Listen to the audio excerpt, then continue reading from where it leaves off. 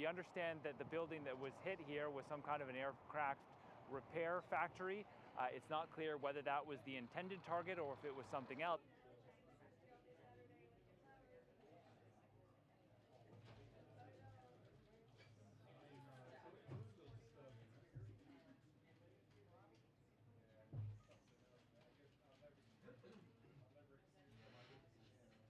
Must be the, yeah, getting warmer.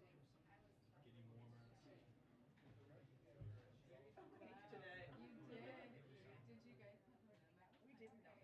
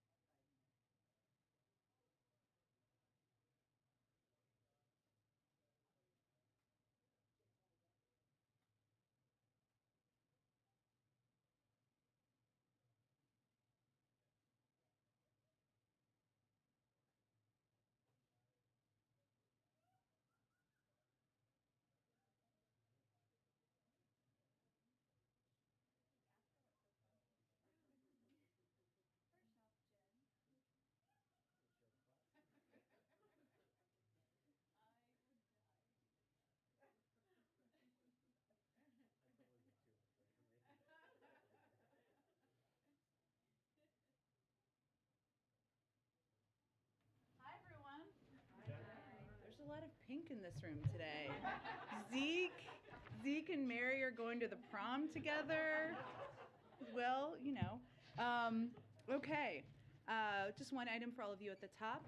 On Monday, the President will join the Business Roundtable's CEO quarterly meeting at their headquarters in Washington, D.C. to discuss the United States' response to Russia's unprovoked and unjustified war with Ukraine, and the President's plans to lower costs for working families, create good-paying union jobs, and tackle the climate crisis. On Wednesday, as you all know, he will travel to Brussels, Belgium, where he will have a packed Thursday. He's traveling that day. There's not a schedule that day, but eat your Wheaties, eat your spinach. It's going to be a long Thursday because on Thursday, to start the day, the President will attend an extraordinary NATO summit to discuss ongoing deterrence and defense efforts in response to Russia's unprovoked and unjustified attack on Ukraine. He will also reaffirm our ironclad commitment to our NATO allies and to defend every inch of our NATO territory. Then he will join a scheduled European Council summit to discuss our shared concerns about Ukraine, including transatlantic efforts to impose economic sanctions on Russia, provide humanitarian support to those affected by the violence, and address other challenges related to the conflict. Later in the day, he will attend the G7 meeting called by Germany to further discuss with our allies and partners the consequences we are imposing on Russia for its war of choice. We'll have more announcements, I'm certain, on the trip in the days ahead. I don't have additional details. We've also, of course, invited our National Security Advisor, who always enjoys engaging with all of you, to join us to preview the trip early next week. So we're just figuring out the date and the time depending on when the charter leaves. With that, Zeke, why don't you kick us off? No updates on the Friday schedule? Don't have any updates at this point in time. Onto the President's call this morning with President Xi. Does the White House now have a sense of whether or not China has decided whether to assist Russia backfill its supplies and fulfill its request for material in support of its invasion of Ukraine? Well, I'm not going to give an assessment of that from here. What I can tell you is that the majority of this call, as I think you heard, you saw in the readout, and you heard, I think, on the call we just did, but was focused on Russia's unprovoked invasion of Ukraine. The president spent the vast majority of the nearly 2 hours was spent with the president outlining the views of the United States and our allies and partners on this crisis, including a detailed overview of efforts to prevent and then respond to the invasion, how we got here, steps we've taken, where we've gone and why. Of course, as was also noted in the readout, but let me just reiterate, he also conveyed and described the implications and consequences if China provides material support to Russia. But again, I'm not going to provide any additional assessment from here. The president has cast the efforts to sort of build up the Western alliance as sort of democracies versus autocracy. One very large, the largest democracy in the world is in fact buying Russian oil right now at a discount, expanding its purchases, taking advantage of the situation. Does the White House have any response to India's purchases there, and does the president plan to reach out to the Indian government to try to get that decision reversed? Well, we have not, we made a decision about banning the Russian import of oil. Every country has not made that decision, and we recognize that, and they have different economic reasoning as to why different countries do, including some in Europe. We have been in touch, of course, with Indian leaders at a range of levels, not through the president. If that happens, we will, of course, provide that readout and information to all of you. But what we would project or convey to any leader around the world is that the rest of the world is watching where you're going to stand as it relates to this conflict, whether it's support for Russia in any form as they are illegally invading Ukraine. And on a different topic, on COVID, really funny, we saw this week Pfizer request a EUA for a fourth shot or a second booster dose for seniors, and Moderna last night boosters for all adults and other brand boosters. Does the federal government have the money right now to purchase the doses needed to give everyone the boosters? Should the FDA and the CDC clear that? Well, just to reiterate some of the pieces of where the process is, so the CDC does recommend fourth doses for the immunocompromised. While it hasn't been, of course, as you noted, approved for others, and they're running a vigorous data-driven process. And right now, over 100 million Americans have been boosted. Millions more have not done so and are eligible to do so and need to get boosted. But to go to your question, we've been clear we need additional funding from Congress. You've heard me talk about that a fair amount in here, including for the possibility of a fourth dose or a variant-specific vaccine. So we would indeed need additional funding to ensure that can be widely available. Go ahead. During the readout of this call, a senior official said that the president was really sort of laying out his assessment of the situation to President Xi, that he was making clear the implications of certain actions, but that President Biden wasn't making specific requests of China. Why not, and given the stakes here? Because China has to make a decision for themselves about where they want to stand and how they want the history books to look at them and view their actions. And that is a decision for President Xi and the Chinese to make. Given the growing concerns about China possibly aligning with Russia, would you say it's more concerning at this point that they would help Russia resupply, help Russia with military equipment, or that they would offer economic support to help Russia evade sanctions? Any of those would be concerning to us, but I'm not going to give a rank order assessment of which we're more concerned about. And you don't have a sense that China may be leaning more in one direction or another? Not an assessment I can provide from here. Sort of a logistical question. You know, Sure. the Chinese got out a readout of the call fairly quickly. Before it was even done. It was, I think, 3.5, maybe 4 Remarkable. hours before your readout was out. Should we read anything into the time that it took to get your side of the story out? So it was a lengthy call, as you all know. 2-hour call is of course a lengthy call, even with translation. And what typically happens, and this time is a little longer than typical, but is there's a meeting to discuss what happened during the meeting and assess what kind of information we can provide publicly. Obviously, we want to do as much as that as possible to all of you, but we also want to ensure we're protecting the diplomatic channels and conversations. So it was an effort to do exactly that. Go ahead. Yeah, I just wanted to ask, so, we've spoken to U.S. and European diplomats who say that there's still not exactly an agreement on what the red line would be, that, when China would face consequences. Can you say a little bit more about those discussions and whether there is agreement with G7 allies and others who have joined in about what the trigger is and what sort of consequences they would Well, face. Andrea, I would say, you know, the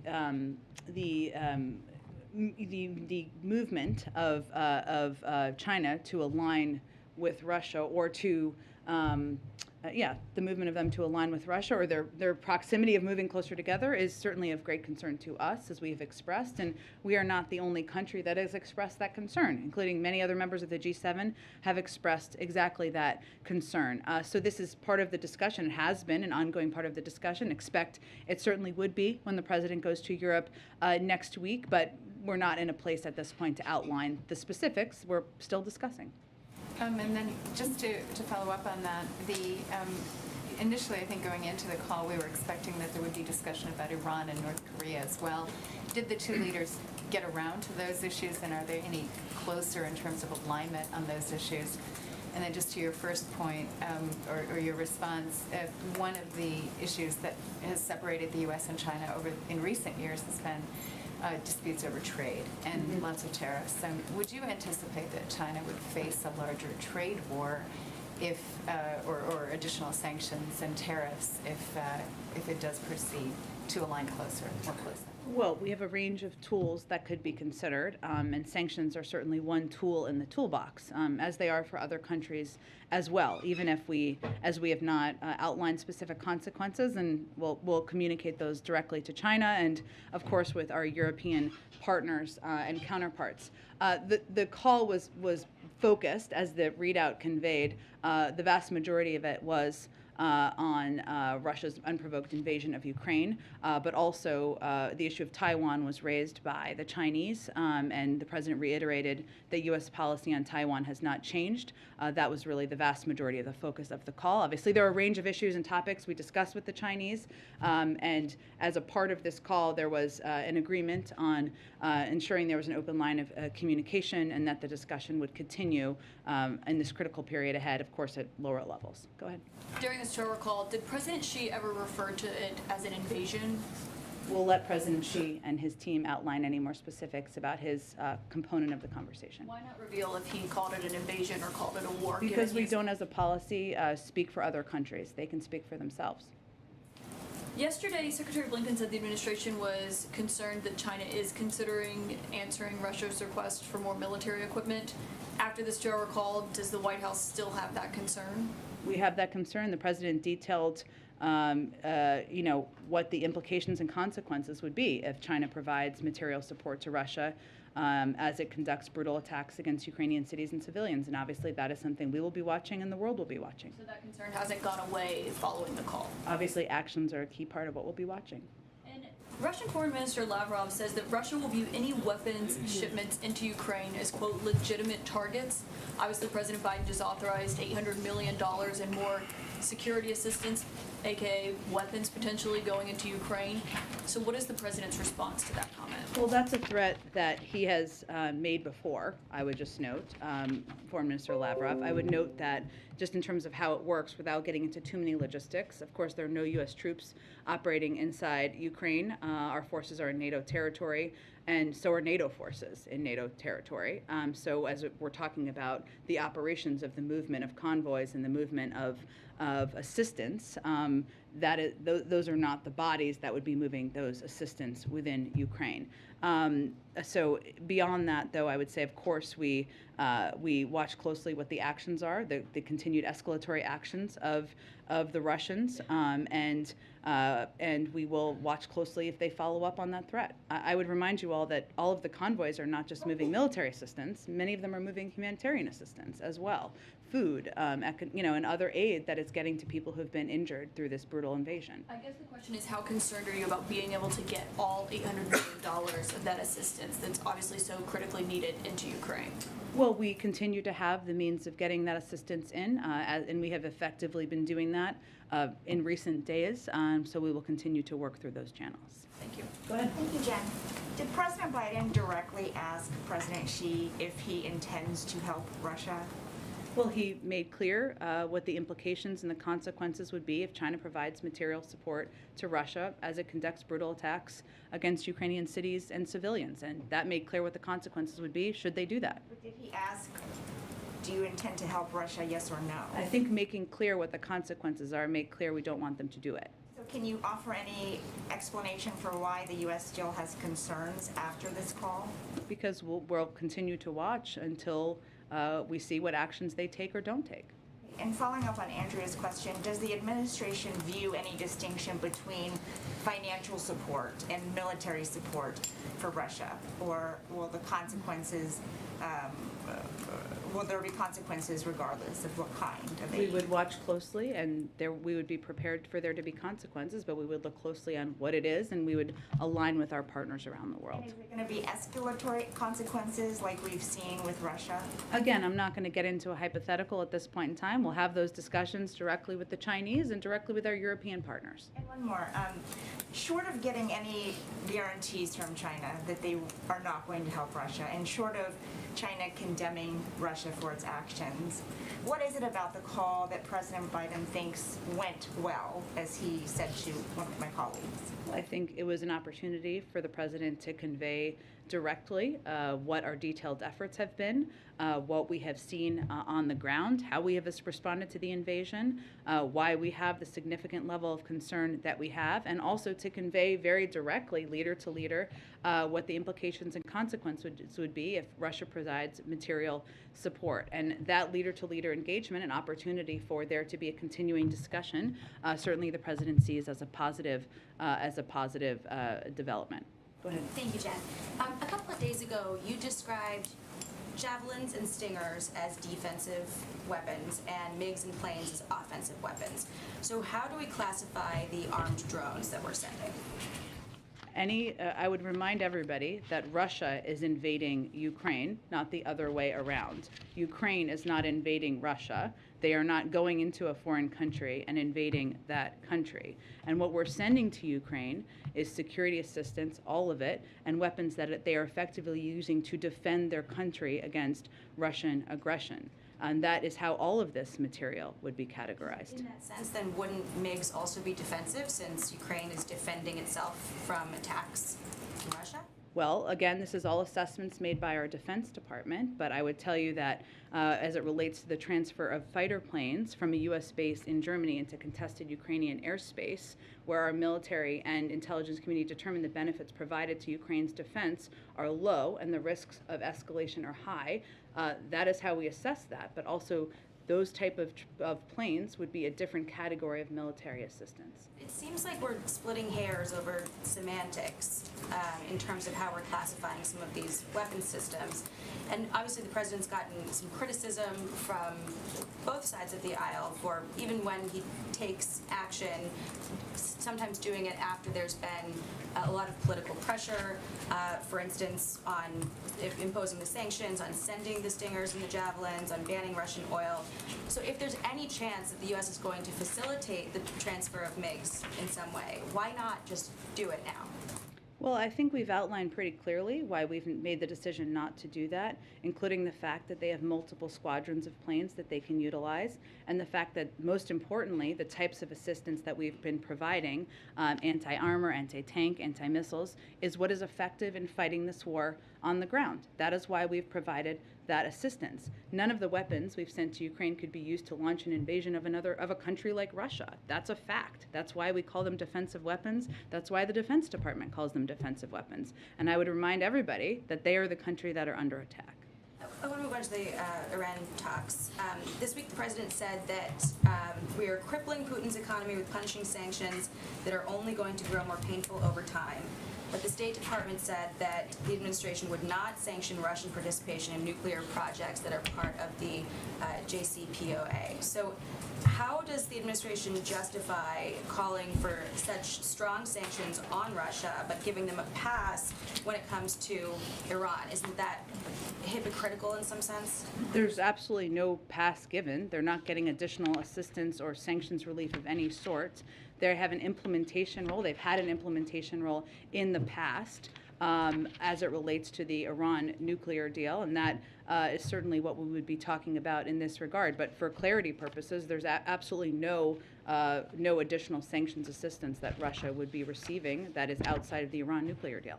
So, but just carving out what's already there and giving it protection, that it will not be sanctioned? Well, to explain to you, or for those of you who have covered back in 2015, you may remember this, that there have been roles in the past that Russia has played in terms of the movement or the protection, the nuclear protections in some capacity of as we're implementing the Iran deal, and that's what we're really referring to. That's part of the discussion in the deal. This is a new deal that we're doing.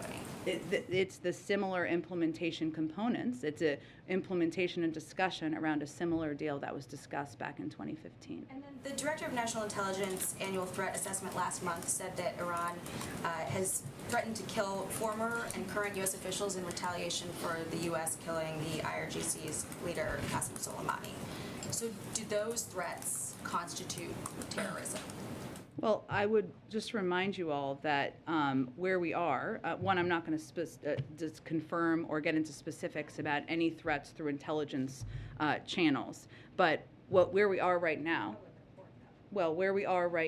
is that not only has Iran's nuclear program advanced, but their behavior in the region and beyond has gotten more aggressive, including by the Islamic Revolutionary Guard. So the notion that the actions of the past administration pulling out of the Iran nuclear deal has cut down on the actions or the escalatory behavior of the Iran Revolutionary Guard is inaccurate. The Iranian government has actually doubled their budget or something like that. So the notion that the approach that the status quo is effective and making us safer just doesn't bear out in any form of facts. So they should not then, the IRGC be delisted from the terrorist blacklist? There's an ongoing negotiation. I'm not going to get into specifics of it, but I would just note that the status quo where we stand has done nothing to make us safer in any regard. In fact, the Islamic Revolutionary Guard has only been strengthened. Go ahead. Jen, I want to follow up with you on the call. You have, from the podium and in the readout, it says the president described the implications and consequences if China provides material support to Russia. So to be clear, did President Biden warn President Xi not to send any support to Russia? I think he made clear what the implications and consequences would be if he did. That is laying out what the consequences would be. President Xi has to decide what he's going to do here. And not just split hairs, but is it fair to characterize that as a warning? I would characterize it exactly as I said it. And did President Biden and President Xi discuss the possibility of lifting sanctions and or tariffs as a way to get China off? This was not about carrots. This was about laying out what the implications and consequences would be. Did the president step away from the phone call and have a sense that he can work with China as it relates to Ukraine? Well, I think he came away feeling that he had conveyed clearly what the implications and consequences would be, and also that he had the opportunity to lay out specifically what steps we've taken, why, and what we're seeing on the ground. And he also said that we would continue conversations task the teams to continue conversations. So that indicates that we will continue to engage with them. I want to follow up with you on something we've been discussing throughout the week, the issue of refugees. Newsweek has reported that the U.S. is actually detaining Ukrainian refugees in ICE detention centers, those who are seeking entry into the country, which seems like a contradiction of President Biden saying that he would welcome them here. Can you tell us why this is happening and what's being done? I can't confirm any specific cases. I'd point you to the Department of Homeland Security. But what I would say is that we are still implementing our immigration laws at the border. That means that Title 42 is in place, and for individuals who come through, abnormal migration, we approach that through the same laws and implementation. When the president says he would welcome refugees, of course he would, but they have to apply through the refugee programs. Understood, but do you acknowledge, Jen, that detaining them is a contradiction to President Biden saying he would welcome them with open arms?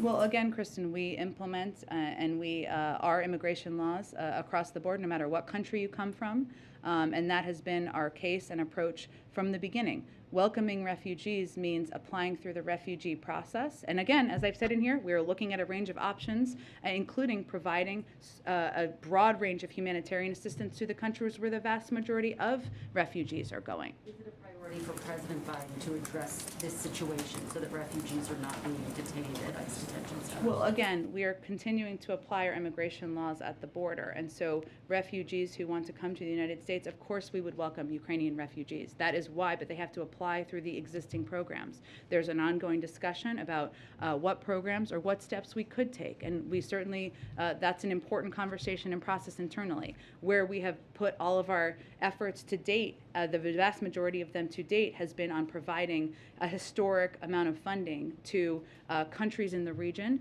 including a huge amount, billions of dollars that has been approved through the omnibus bill the president just signed into law to make sure that the countries that are welcoming the vast majority of these refugees have assistance and support and aid that they need.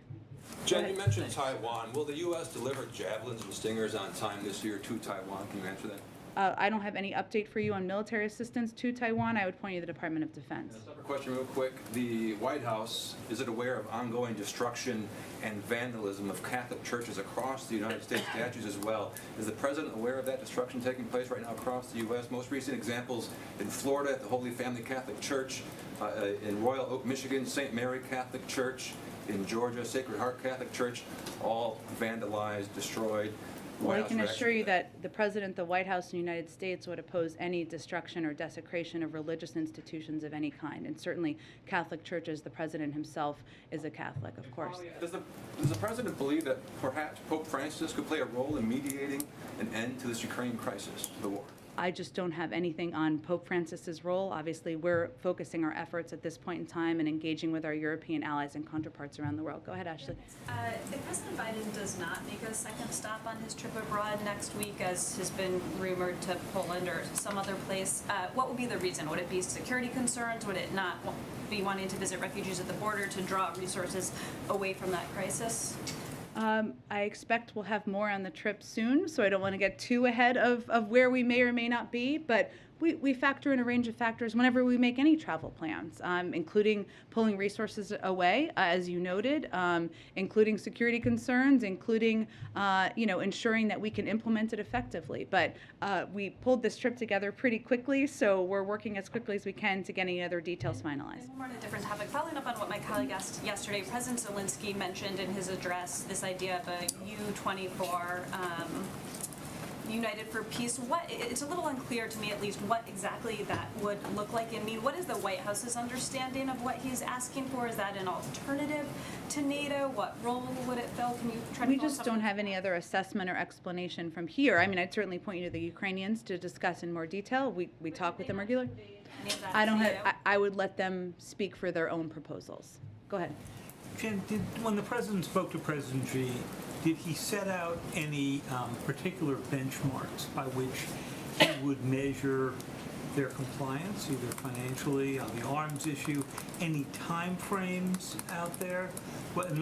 Did he come to some kind of understanding or declaration to President Xi about how he would be measuring success? Success in terms of whether or not he provides material support?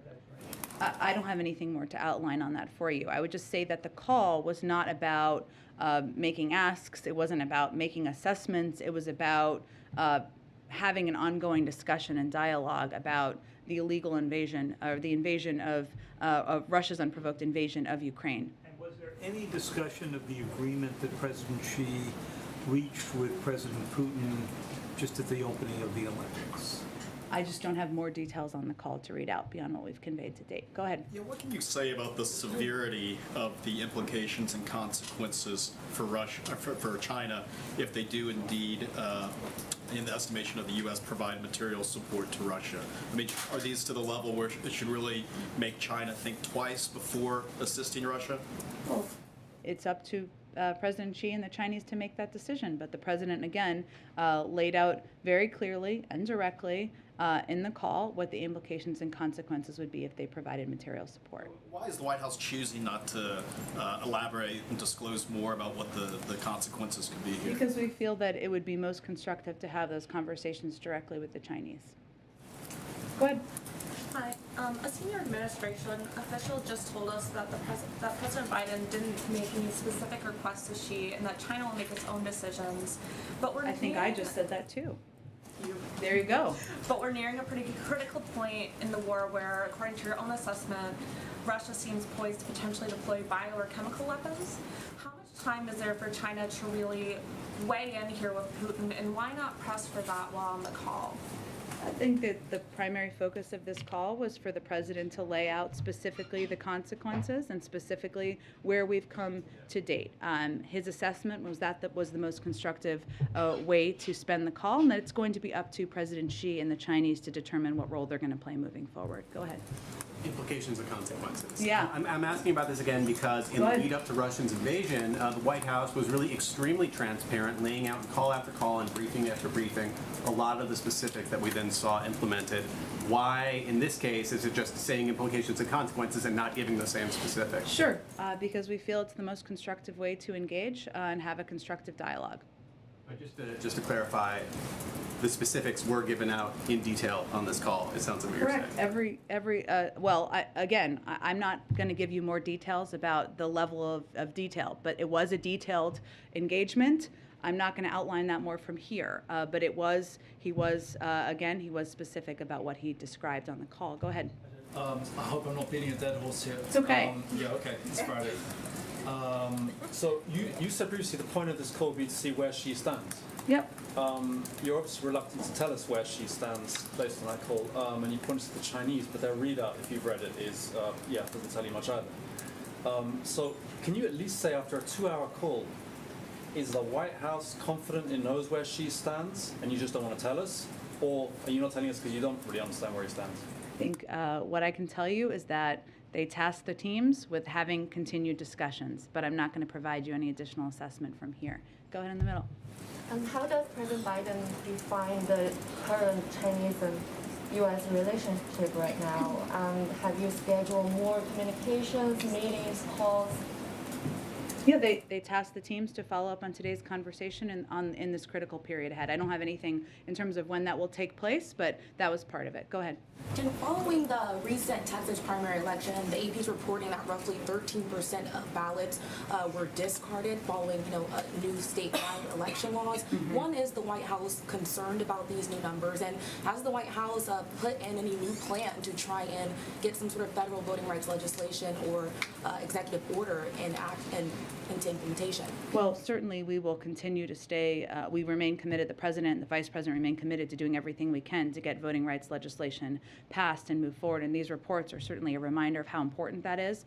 In terms of the specifics of it, I'd really point you to the Democratic Party Committee on the political side of this, and I will see if our team has any other specific reaction from here. Other question. We know next week the Supreme Court nominee Judge Ketanji Brown Jackson will be going forward with hearings. There's some new accusations from Capitol Hill. Some Republicans still saying that she soft on crime. Senator Josh Hawley, for instance, saying that she soft particularly on sex offenders. What is the White House's response to these new accusations, and are you at all concerned that it might taint public view as we go into hearings next week? I think as we broadly look at it, after weeks of trying hard to find some way to attack Judge Jackson for saying that she was an affirmative action pick, then saying she was the product of dark money, then saying she should be suspect because she was a public defender, a group of far-right Republican senators, as you noted, have launched a last-ditched eve of hearing desperation attack on her record on sentencing in sexual offense cases. What is important here, I think, are the facts. And the facts are that in the vast majority of cases involving child sex crimes broadly, the sentences Judge Jackson imposed were consistent with or above what the government or U.S. probation recommended. And so this attack that we've seen over the last couple of days relies on factual inaccuracies and taking Judge Jackson's record wildly out of context. It dishonestly took a snippet of a transcript out of context when in fact Judge Jackson was repeating something a witness said in order to ask a question about their testimony. It also omits that the Sentencing Commission report mentioned was unanimously approved by the Commission and is by law, which is by law bipartisan with equal representation. So we're going to continue from here to reiterate what the actual facts are, and we hope that those who are taking this process seriously or state that they are taking this process seriously will also look to the facts and not disingenuous attacks. Go ahead. Thanks, Jen. 2 questions about COVID. You talked earlier to Zeke's question about the additional funding being needed to ensure that the 4th dose boosters will be widely available. Secretary Becerra said today that hopefully soon the government will be telling parents of kids under 5 that they can get their kids vaccinated, and he said that will also put strain on the system. Is there any chance that the vaccine doses for the kids under 5 wouldn't be available if this COVID money doesn't come through? It's not about available. I think it's about making them free. Because obviously these companies are going to produce doses if and when at some point, as a mother of a child under 5, God willing, soon, making them available. What we want to be able to do is continue to make them free.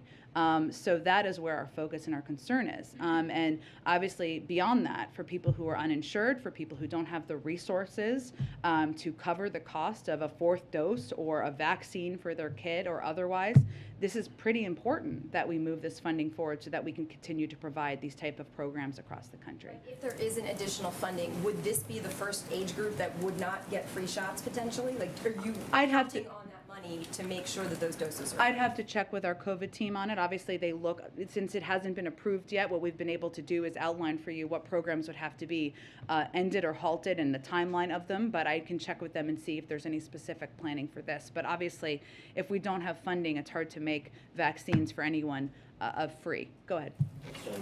The Journal reported earlier today that Iran secretly set up a banking and finance system to get around the U.S.-led sanctions. Wondering if the U.S. has a response to that, and if you think it might complicate the negotiations over there. I'd have to check with our team on that. I don't have any confirmation of the accuracy of that, so let me check with our team and see if we have concerns and what our response would be.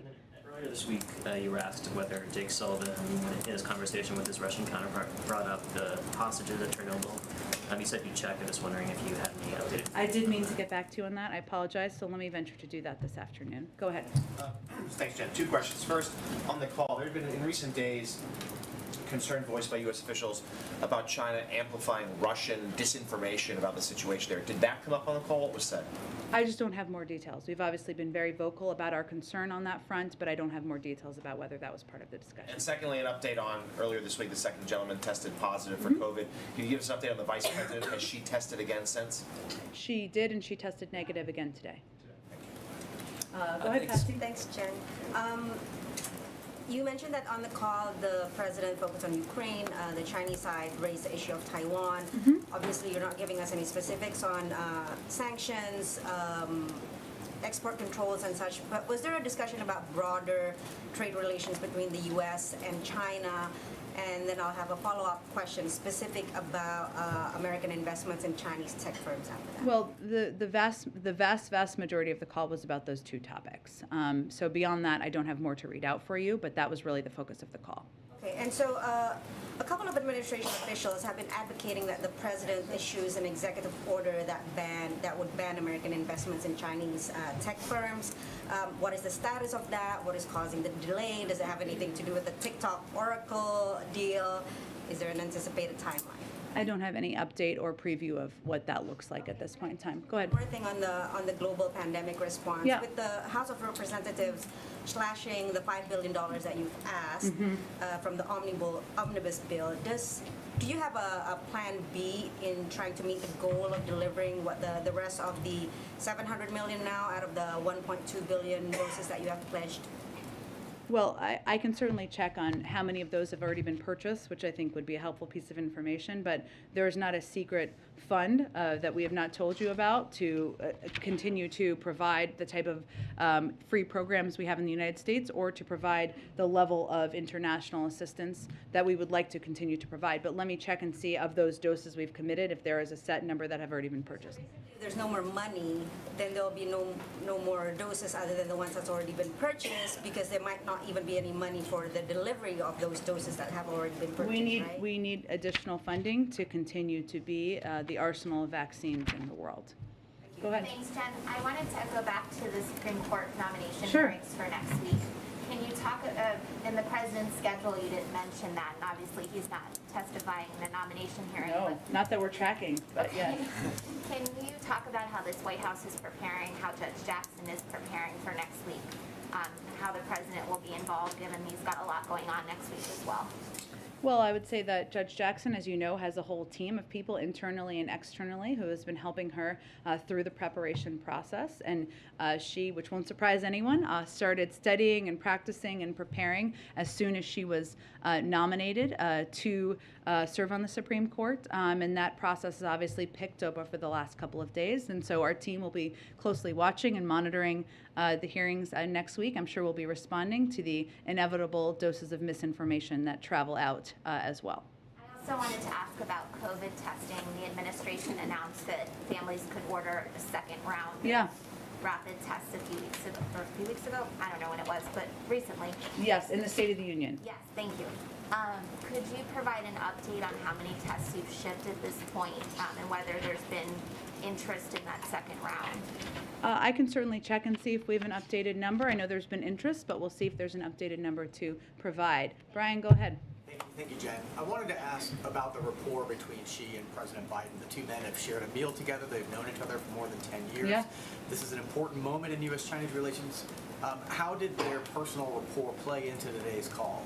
Well, I would say they know each other. As you've noted, they've spent time together. They've had a range of direct and candid conversations.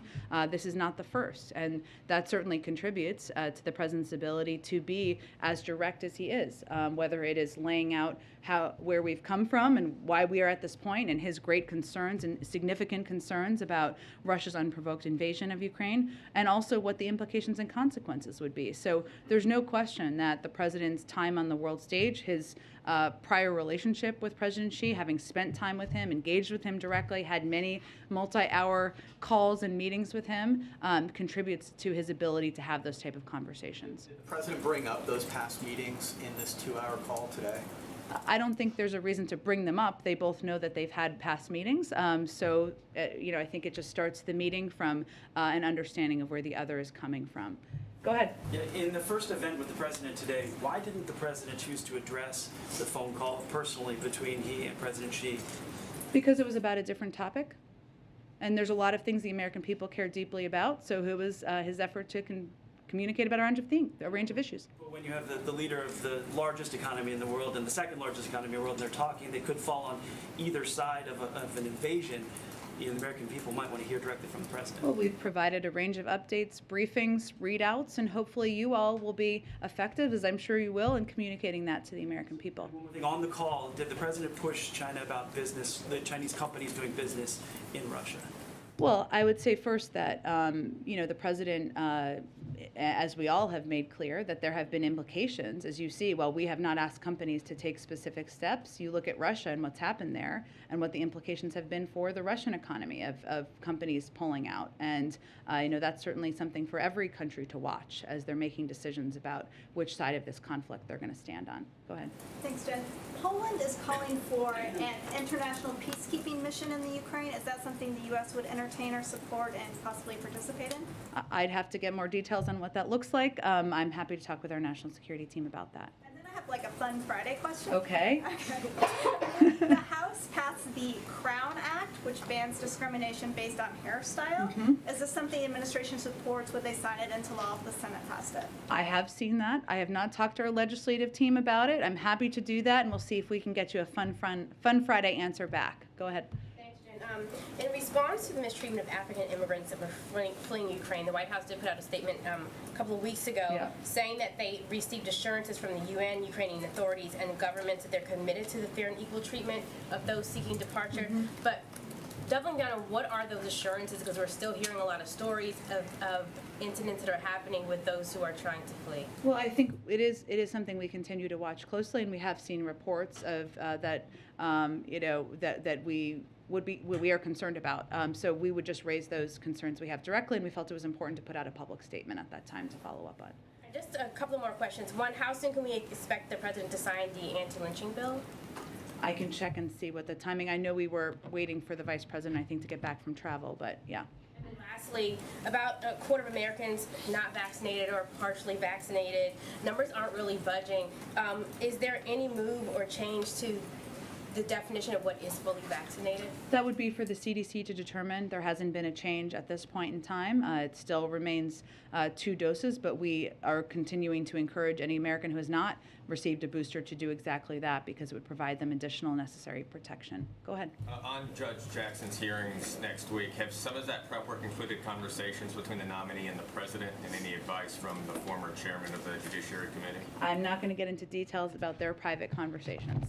So he has not played a role in sort of the prep or the... He's not participating in the mock preps, no. But he is certainly excited about her hearings next week and being confirmed to serve on the bench. Thanks, Jen.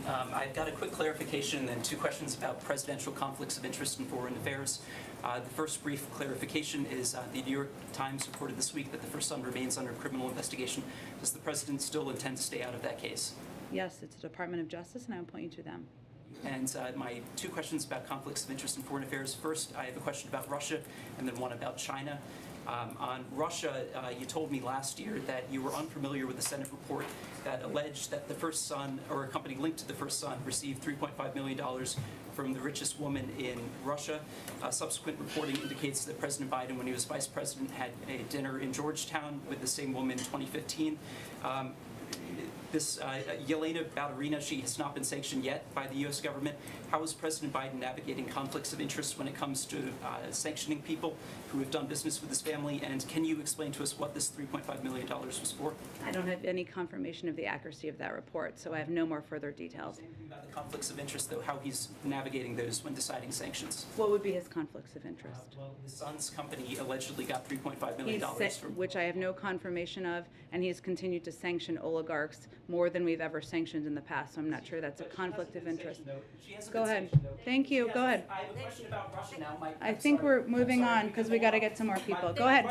My question about the conflict of interest when it comes to China is last year the first son's attorney said that he divested from a Chinese investment fund controlled by Chinese state-owned entities. We have received not even basic transparency about who bought out his stake, when this happened, and how much money changed hands. Did he actually divest, and if so, can you agree He's to a basic private transparency? citizen. He doesn't work for the government. I'd point you to his representatives. Thank His you. father's role as I think president we're done here. Thank you very much. Go ahead.